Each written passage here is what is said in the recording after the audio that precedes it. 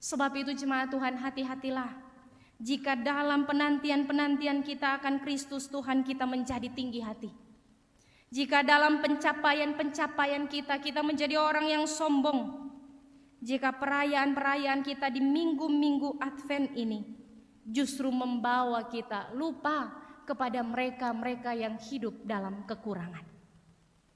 Allah datang menjumpai kita di tengah segala kerendahan.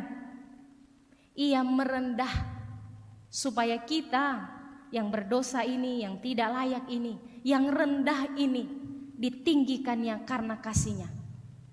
Sebab itu jemaat Tuhan, perenungan firman Tuhan bagi kita pagi hari ini mengingatkan, bagi kita yang tinggi hati, bagi kita yang keras hati, bagi kita yang sombong, bagi kita yang mau kalah, mau dibawa, suka disanjung, yang angkuh, bagi kita firman Tuhan mengingatkan, kalau Tuhan mau merendah, kiapa orang tak tinggi-tinggi. Kalau Tuhan yang ada di atas mau turun ke bawah, orang ini cuma makhluk yang diciptakan dari tanah, yang usah angkat tinggi-tinggi, karena kalau mati balik ke tanah. Kepada kita yang sombong, kepada kita yang keras hati, yang mau kalah, yang suka memandang rendah orang lain. Perenungan ini mengingatkan kita, Yohanes Pembaptis yang dipakai Tuhan menjadi alat, begitu hebat dan populernya dia. Tapi dia menyadari bahwa dia hanya alat pembawa pesan. Maka firman itu mengingatkan kita semua bahwa dalam kesombongan, dalam keangkuhan, dalam kekerasan hati kita tidak bisa dipakai Tuhan, sebab kita tidak layak. Dalam kesombongan, dalam kekerasan hati kita, dalam keangkuhan kita akan tersesat. Sekalipun berkat Tuhan banyak, kita tidak bisa menjadi alat berkat.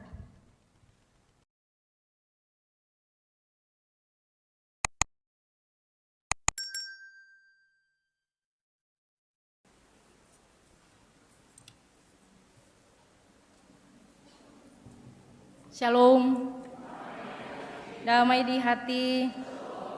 Bapak Ibu saudara-saudara, di minggu Advent yang ketiga ini kita merenungkan Injil Markus pasal 1 ayat 1 hingga 8 dengan tema perenungan persiapkan hati, sambutlah Tuhan Yesus.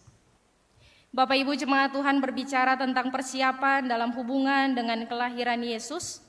Maka di hari-hari ini kita tidak bisa memungkiri beberapa fakta bahwa yang lahiriah melebihi yang rohani, yang berbau fisik melampaui yang batiniah.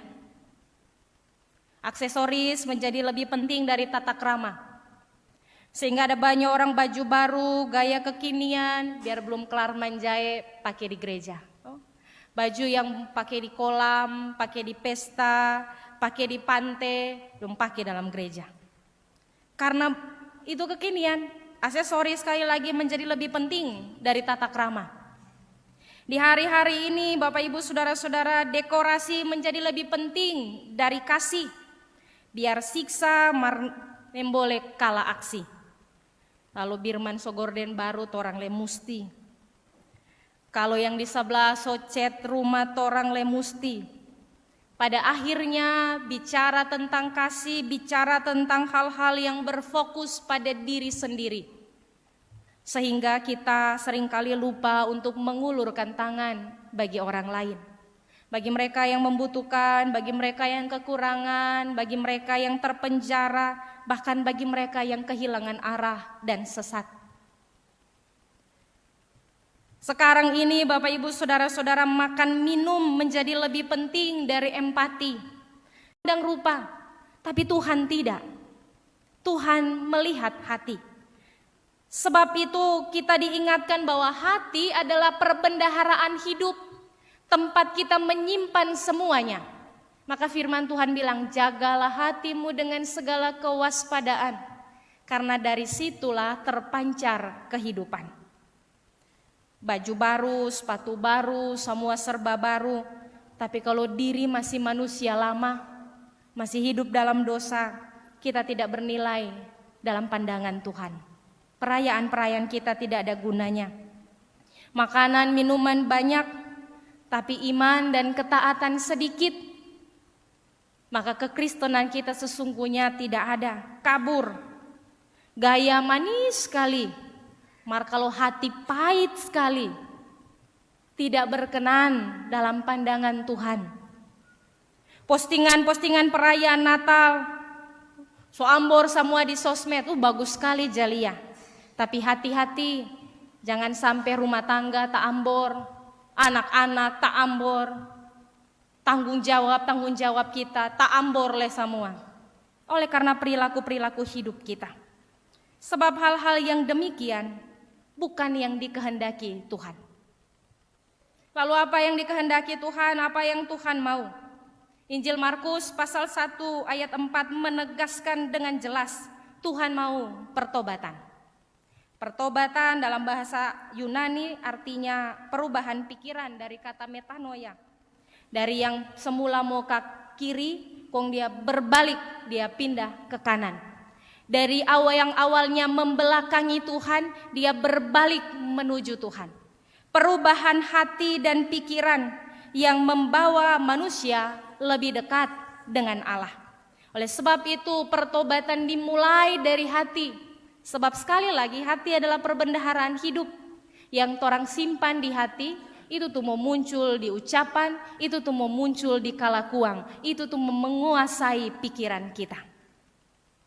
Jemaat yang dikasihi dan diberkati Tuhan, penulis Injil Markus bermaksud mempertegas dan meyakinkan jemaat pembaca pertama, orang-orang Kristen di Roma yang sedang menghadapi penganiayaan.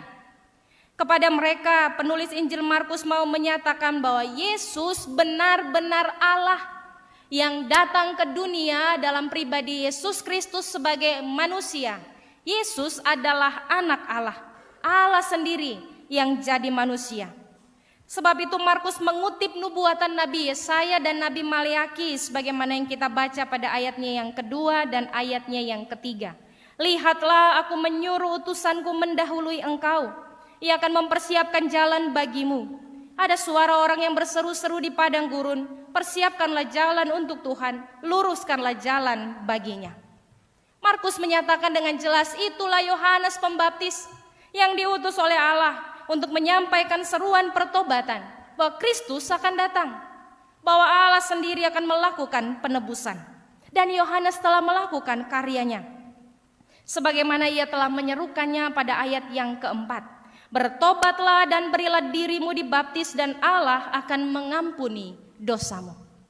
Bapak Ibu, saudara-saudara yang dikasihi dan diberkati Tuhan, seruan pertobatan ini disampaikan agar umat bergegas cepat-cepat meninggalkan dosa dan bersiap menyambut kedatangan Kristus. Sekali lagi jemaat Tuhan, Yesus itu Allah. Kita tidak perlu meragukannya. Bahkan ketika dunia, para ahli, orang-orang yang menyangkal kekristenan berusaha menyuguhkan begitu banyak bukti hasil pemikiran dan rekayasa mereka bahwa Yesus bukan Allah, maka orang beriman, orang percaya berpegang teguh pada kesaksian Alkitab, firman Tuhan yang tertulis bahwa Yesus adalah Allah yang datang ke dunia untuk menebus dosa manusia.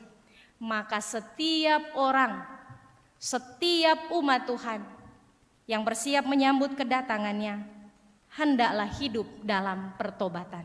Tuhan Yesus sudah datang pertama kali.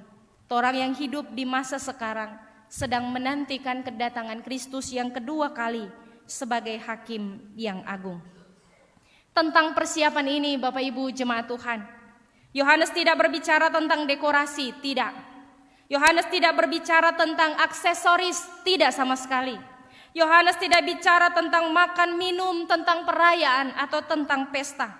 Tetapi ia bicara tentang kesederhanaan, sebab dia menunjukkan itu dalam sikap hidupnya. Di ayat 6 demikian firman Tuhan tertulis, Yohanes memakai jubah bulu unta dan ikat pinggang kulit, dan makanannya belalang dan madu hutan. Tidak ada satu pun penggambaran tentang pesta pora, tentang kemewahan, tentang hal-hal yang berbau dekorasi dan aksesoris. Yohanes tidak memusingkan dirinya dengan materi, tetapi yang ditegaskannya adalah jiwa harus selamat. Bukan tentang gaya, bukan tentang aksi, bukan tentang penampilan, bukan. Tetapi hidup harus selamat. Itu yang paling penting. Bapak Ibu saudara-saudara yang dikasihi dan diberkati Tuhan, apakah materi tidak boleh? Apakah materi dosa? Tidak. Materi baik untuk kita. Kita membutuhkan itu untuk aktivitas hidup. Tetapi hidup yang berfokus pada materi akan menjatuhkan kita. Hidup yang berfokus pada materi akan membuat kita tersesat. Tuhan Yesus bilang sendiri, akar dari segala kejahatan adalah cinta uang. Sehingga ketika kita menempatkan materi menjadi hal utama di hidup, orang mau salah jalan. Bapak Ibu saudara-saudara, apakah perayaan tidak boleh? Boleh. Apakah perayaan menjadi hal yang salah? Boleh. Tetapi kalau kita hanya sampai pada perayaan saja, maka perayaan-perayaan kita menjadi sia-sia. Sederhana, Bapak Ibu saudara-saudara, benar, takaran sederhana setiap orang berbeda. Betul. Yang perlu kita ingat adalah bahwa sederhana bukan berarti memiskinkan diri, bukan.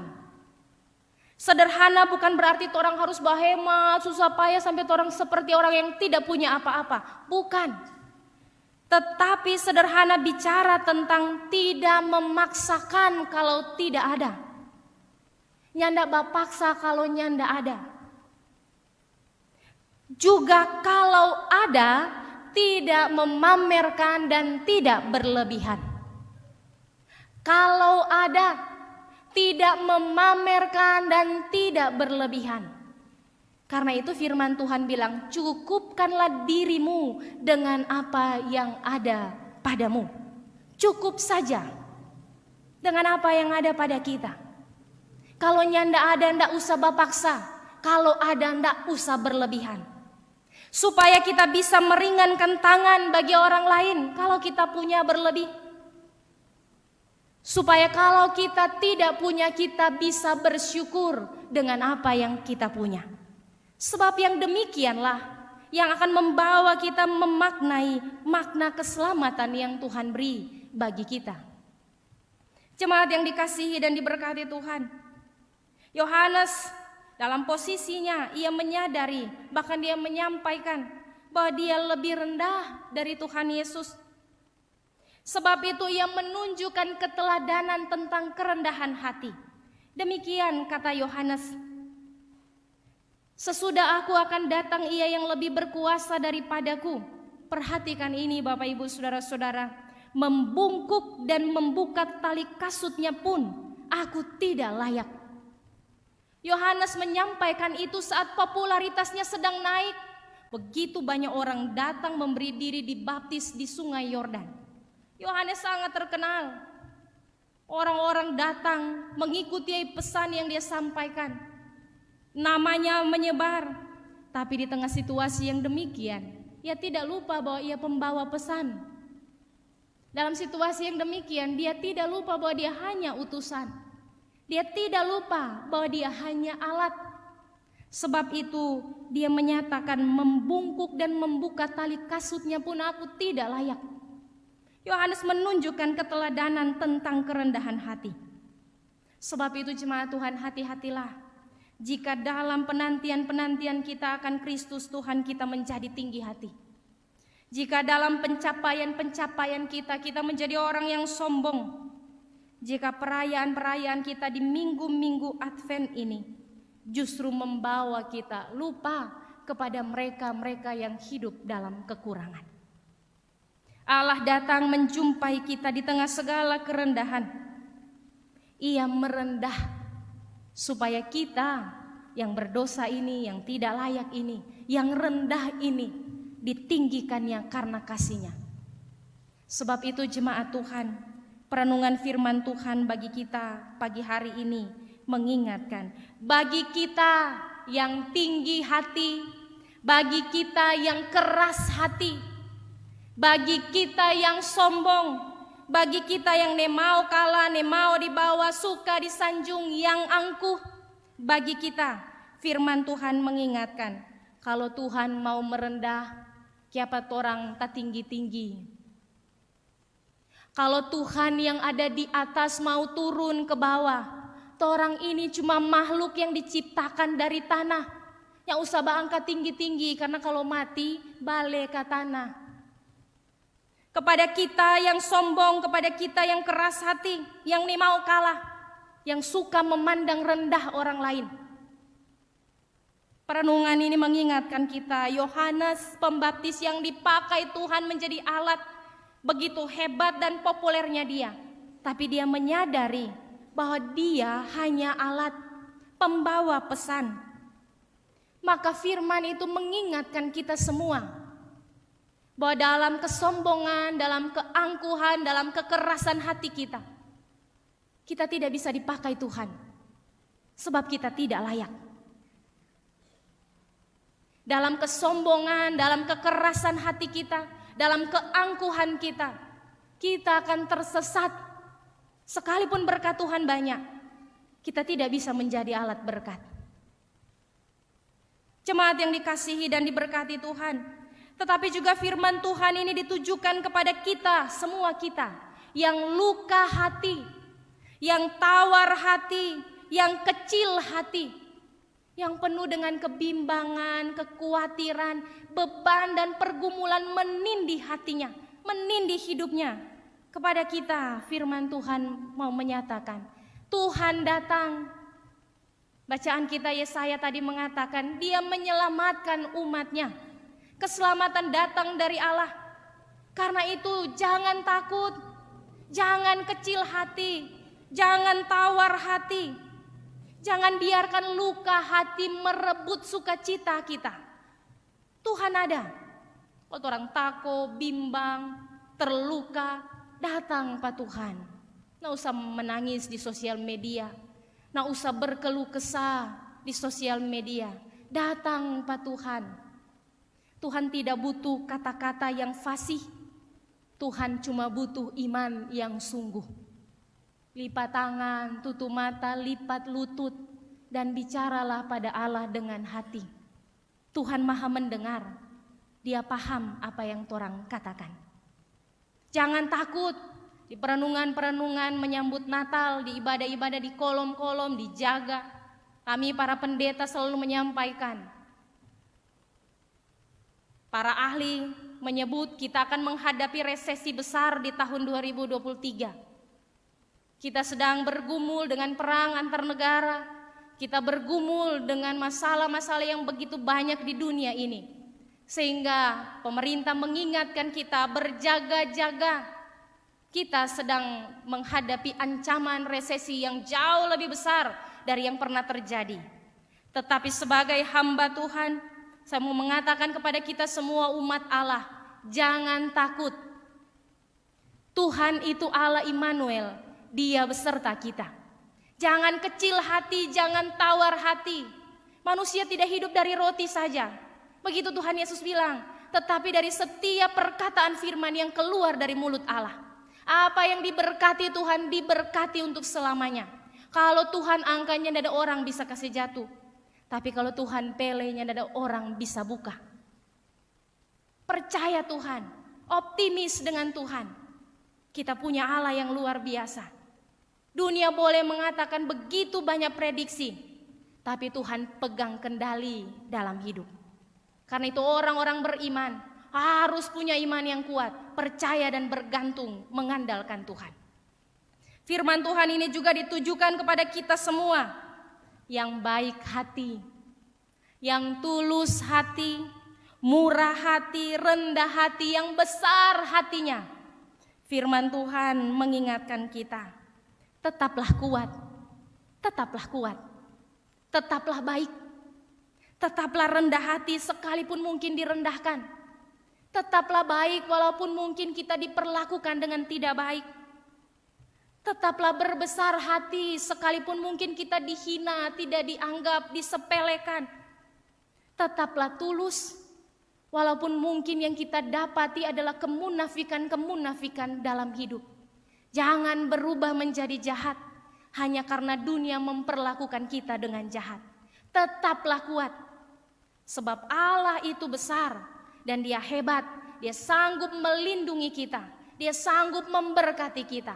Orang-orang baik yang berlindung pada Allah akan tetap menikmati kebaikan dari Tuhan. Kalau orang pebae orangnya tidak bisa balas, percayalah Tuhan akan membalasnya dengan caranya yang indah, dengan waktunya yang tepat. Karena itu tetap beriman, tetap setia, tetap percaya. Dunia punya banyak cara untuk membuat kita ragu, lemah, bersedih. Tapi ingatlah selalu, Tuhan sumber jawaban dalam hidup. Dia punya semua cara untuk menghibur, menguatkan, menolong dan memberkati kita. Mari berbenah hatinya. Jangan sombong, jangan keras hati, jangan tinggi hati.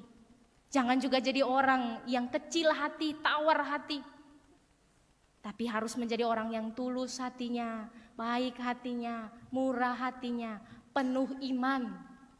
Karena Tuhan menghendaki yang demikian.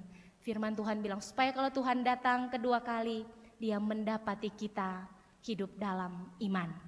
Tuhan memberkati orang semua. Amin.